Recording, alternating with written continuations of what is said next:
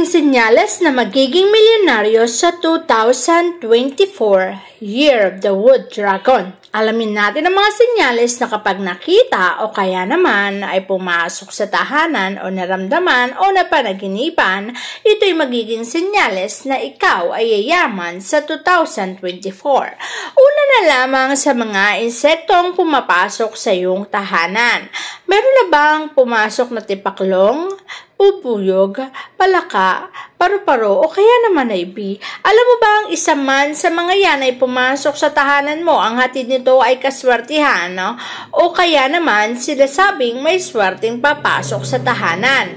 Hindi naman sila magtatagal sa bahay mo. Ibinibigay lamang nila ang pahiwatig o senyales na may darating sa iyong swerte at kakatok papasok sa tahanan mo.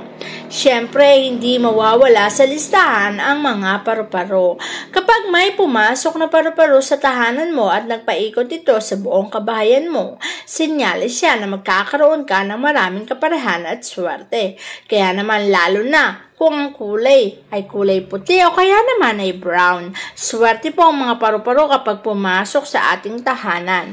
Ibinibigay niya ng senyales na ikaw ay magkakapera lalo na sa pagsapit ng 2024. Kaya napakaswerte mong talaga. Isa pang bagay na kapag tumutunog o kaya naman ay may nakita kang buntot nito na dalawa, abay kunin mo na agad kapag swerte po yan. Ang butiki lang naman ay swerte kapag tumutunog sa iyong pintuan. Kasunod niyan ay pagpasok ng kaswertihan. Swerte rin ang butiki kapag may dalawang buntot yan. Napakaswerte sa iyong buhay. Kapag ikaw naman ay nananaginip ng agila, alam mo bang binibigay senyalis ito na ikaw ay yayaman sa taong 2024? Ang agila kasi ay matahayog kung limipad. Ibig sabihin lamang nito ay bibigyan ka nito ng matayog na pangarap at katuparan ng mga ito sa iyong buhay. Kaya napakaswerte kung napapanaginipan mo ang isang agila na lumilipad sa iyong panaginip.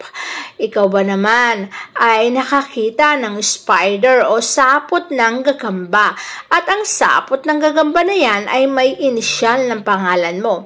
Kapag may initial, for example, ang pangalan mong Mark, ay may nakita ka sa sapot ng gagamba na letter M, ibig sabihin ikaw na nakakita nito na may initial ng pangalan mo ay siswertihin at dadami ang pera ngayong 2024. Paano naman ang mga halaman? Alam mo ba kung may halaman ka na sinasabi natin na spider o kaya naman ang halaman na yan ay namulaklak, itabi mo ang bulaklak nito dahil swerte po yan. Makapagbibigay yan ng tatanging swerte na hinahangad o inaasam. Snake plant ba meron ka? Kapag namulaklak din ang snake plant na yan, swerte po ang katumbas niyan ngayong 2024. Paano naman kung may paniking pumasok sa tahanan? Karamihan sa atin ay natatakot sa paniki. Ngunit alam mo bang may swerteng dala at binibigay niya ang mensahe na ang tahanang papasukin niya ay suswertihin sa buhay.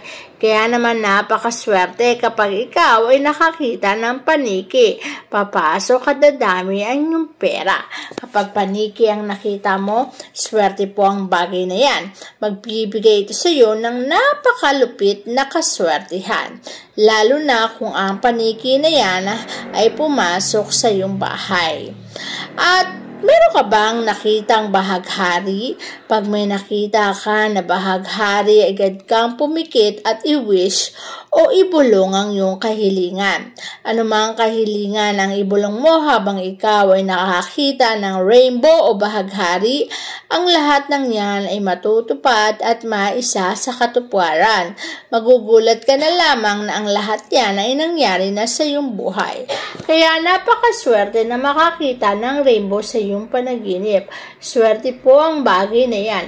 Magpapasok po ito ng kaswertehan, siksikliglig at nag-uumapaw na swerte. Ikaw ba ay nakakita ng mga pusa o may alagang mga pusa at ang pusa na yan ay dikit ng dikit sa iyo? Kapag ang pusang iyong alaga ay dikit na dikit sa iyo, isa lang ang binibigay na mensahe niyan.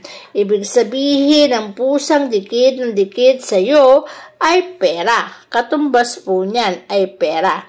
Binibigyan ka pahiwatig na may darating na kaperahan sa buhay mo. Hindi lang basta pera, kundi napakaraming pera, lalo na kung ayaw humiwalay ng pusa. Kapag naman ikaw ay nakapanaginip ng Buddha, ang Buddha sa panaginip ay pera. Katumbas nito ay swerte ang dala. Kaya kapag ito'y napanaginipan mo, isa lang ang ibig sabihin nito. May darating na swerte sa buhay mo. At ang swerteng darating sa iyo ay hindi lang basta swerte, kundi pangkalahatang swerte na magbubunga ng maganda. At syempre, magbibigay sa iyo ng walang katumbas na kaswertehan. Napanaginipan mo ba ay tubig? Ang tubig ay pera. Lalo na sa panaginip mong tubig ay maraming lumalangoy na isda. Ibig sabihin, maraming pera ang darating sa iyong buhay. Kaya naman kapag tumating ang 2024 at panaginipan mo ang tubig na maraming lumalangoy na isda, ibig sabihin po niyan ay magkakapera ka o siswertehin ka. Kaya huwag kang magtataka kung bakit po ito napanaginipan. Binibigyan ka kasing senyales na may darating na swerte sa iyong buhay. Nakakita ka ba ng 4-leaf clover? Kapag nakita mo to, agad mo tong i-laminate o ilagay sa pitaka mo. Lalo na kapag pasok ng bagong taon o 2024 ay nakita mo ang 4-leaf clover, agad mo tong ilagay sa pitaka mo. Dahil magpapasok at magbibigay ito ng isang pangkalupitang swerte. At ang swerte na yan ay hindi lamang panandalian, kundi ang swerteng magiging pangmatagalan, siksikliglig at nag-uumapaw. May nakita ka bang 7, 8, and 9 sa iyong daraanan? Alinman sa mga yan ang makita mo, lalo na sa pagsalubong ng bagong taon bago mag 2024, ibig sabihin lamang niyan ikaw ay siswertihin. Swerte kasi ang numero 7, 8, at 9. At kapag ikaw ay sinuwerte, siksikliglig at nag-uumapaw ang darating na swerte sa iyong buhay. Ito ay magiging panghabang buhay. Siyempre, hindi mawawala ang isang tahanan na pinapasok ng swerte kung ito ay nasisikatan ng araw. Kaya naman kung ang tahanan mo ay nasisikatan ng araw, tiyak na papasukin ng swerte ang bahay mo ngayong 2024. Kaya magalak at matuwa ka na kung ganitong uri ng bahay dahil papasok ang swerte sa buhay mo.